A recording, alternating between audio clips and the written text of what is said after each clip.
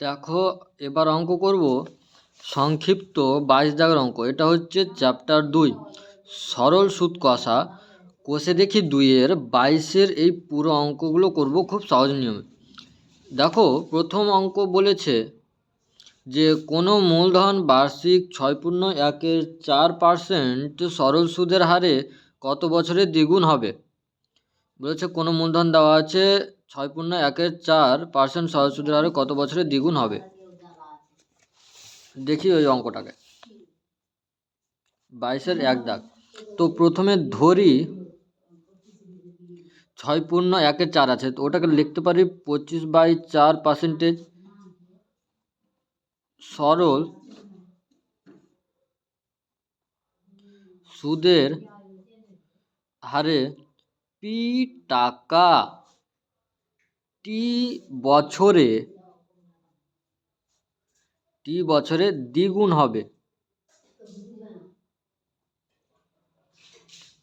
হ্যাঁ, ধরলাম কি 25/4% সরল সুদের হারে পি টাকা টি বছরে কিভাবে দ্বিগুণ হবে।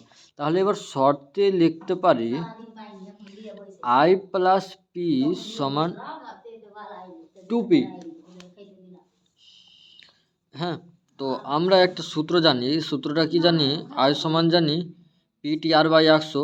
তাহলে পি গুণিত টি কত, এই আর কত 25, 25/4 গুণিত টি, তাহলে নিচে 100 গুণিত 4 হয়ে হলো বাই আছে, তাহলে এটা কেটে দিলাম 4×25=100। তাহলে আই সমান কত হলো পি টি বাই 16। তাহলে এই আয়ের মানটা এখানে বসিয়ে দেবো। তাহলে আই সমান কত পেয়ে গেলাম পি, বিয়োগ হয়ে গেল। তাহলে এখানে পি টি বাই 16 সমান পি, পি পি কেটে গেল, টি সমান 16। এটা হলো উত্তর। তাহলে কি হবে, এটা বছর, এটা হচ্ছে অ্যান্সার। এবার দেখো 2 দাগের অঙ্ক বলেছে যে বার্ষিক সরল সুদের হারে 4% থেকে 3.34% হওয়ায় অমল বাবুর বার্ষিক আয় 60 টাকা কি কমে যায়। তাহলে অমল বাবুর মূলধন নির্ণয় করতে বলেছে। দেখো কত সহজে হচ্ছে। তো প্রথমে ধরি অমল বাবুর মূলধন পি টাকা। তাহলে আর সমান হয়ে হলো 4%, টি সমান হলো 1 বছর। প্রথমে কত বলেছে 4%, 4%-এর বের করবো আগে। তাহলে আয় সমান কি জানি পিটি আর বাই কত 100, পি গুণিত আর এর মান 4, টি এর মান 1, তাহলে 100 এখানে টি এর মান, এখানে আর এর মান, 4×25=100। তাহলে হয়ে গেল কিন্তু পি বাই 25।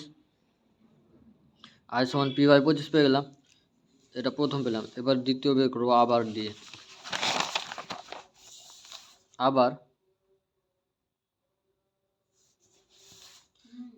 আর সমান জানি কত 15/4%, মানে 3.3/4, এটাকে লেখা যায় 15/4।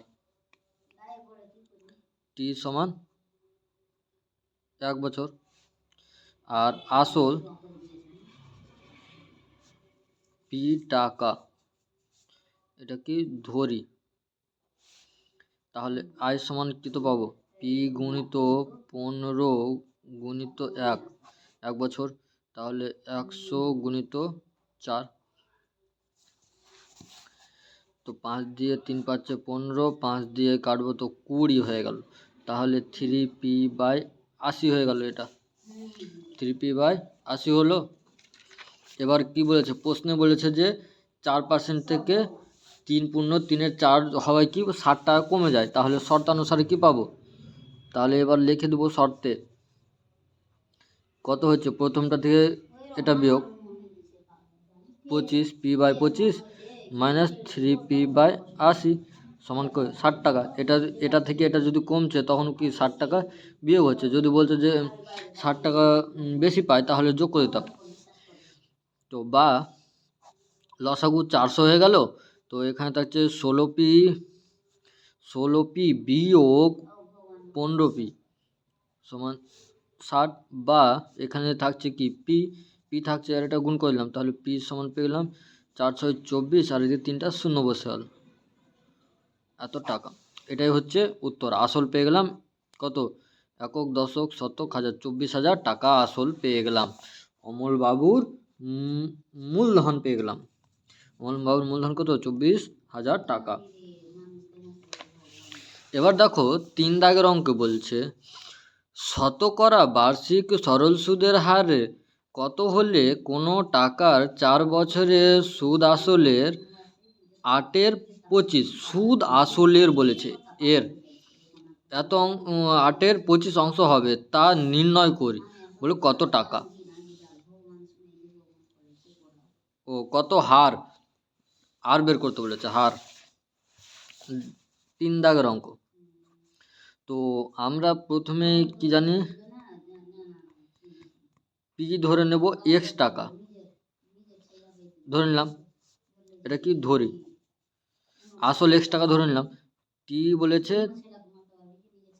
4 বছর, হ্যাঁ টি 4 বছর, তাহলে আয় কত হবে, এক্স এর দেখো কি বলেছে, সুদ আসলের বলেছে, সুদ বলেছে আসলের 8/25 অংশ। আসল কত, এক্স গুণিত 8/25 সমান 8x/25, এত টাকা। তো আর জানি না, তাহলে আর সমান কত হবে, 100 গুণিত 8x/x গুণিত 4 গুণিত 25, 4×25 100, কেটে দিলাম, x কেটে দিলাম, তাহলে আর সমান হচ্ছে 8%। এটাই হচ্ছে অ্যান্সার। দেখো 3 লাইন অঙ্কটা হয়ে গেল। এবার 4 দাগের অঙ্ক বলেছে শতকরা বার্ষিক সরল সুদের হার কত হলে কোনো টাকার 10 বছরের সুদ আসলের 2/5 অংশ হবে তা লিখি। সুদের হার বলেছে, এটাও সেম অঙ্ক, কত অংশ হবে তা লিখি।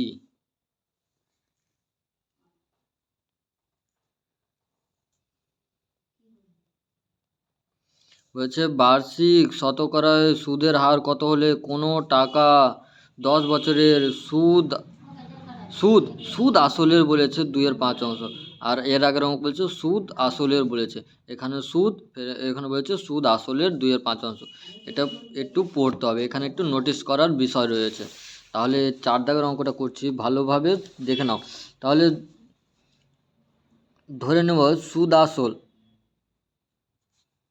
x টাকা ধরে নিলাম,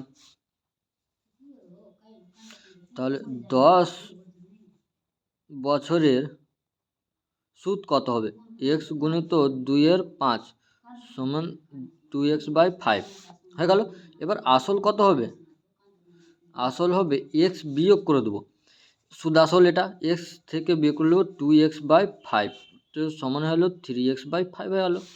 তাহলে এবার আর বের করতে পেরে নেব নিশ্চয়, আর বের করতে বলেছে, আর সমান কত হবে, 100 গুণিত 2x × 5/3x × 10 × 5। এই আর সমান কেমন করে করতে হলাম, আই সমান জানি ptr/100, তাহলে আর সমান কত হবে, 100 গুণিত আই বাই কত হবে পি টি। এই তো সূত্র, এটাই সূত্র।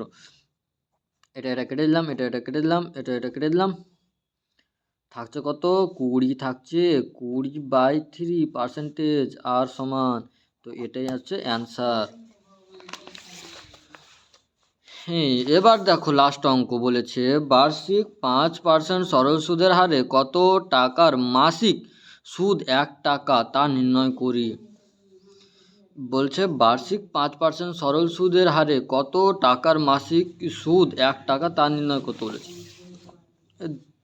5 দাগের লাস্ট অঙ্ক। আর বলেছে কত, 5% টি বলেছে 1 মাস, বলেছে মাসটায় কি করবো বছর, তাহলে 1-এর 12 বছর হয়ে গেল। আর সুদ কত বলেছে 1 টাকা, তাহলে সুদ বলেছে 1 টাকা, তাহলে পি বের করতে পেরে যাব। তাহলে পি সমান কি হবে 100 গুণিত আই, মানে 1 গুণিত টি, 100 গুণিত আই হচ্ছে, আর নিচে কি থাকছে, নিচে আর 5 গুণিত টি, টি 1-এর আছে তাহলে উল্টে যাবে 1, আর উপরে হলো 12। হ্যাঁ, তো এখানে হচ্ছে 5 দুগুণে 10, তাহলে 12 দুগুণে 24, 240 টাকা অ্যান্সার। কত সহজ অঙ্কগুলো হয়ে গেল, এত সহজ অঙ্ক হয়, শেষ।